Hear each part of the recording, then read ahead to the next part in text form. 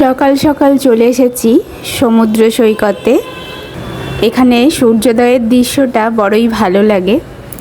Tiger হিলে পাহাড়ের কোল থেকে বেরিয়ে আসা সূর্য, আর এখানে সমুদ্রের গর্ভ থেকে যেন সূর্যের উদয়। দুটোরই সৌন্দর্য অপরূপ, যেন চোখ জুড়িয়ে যায়।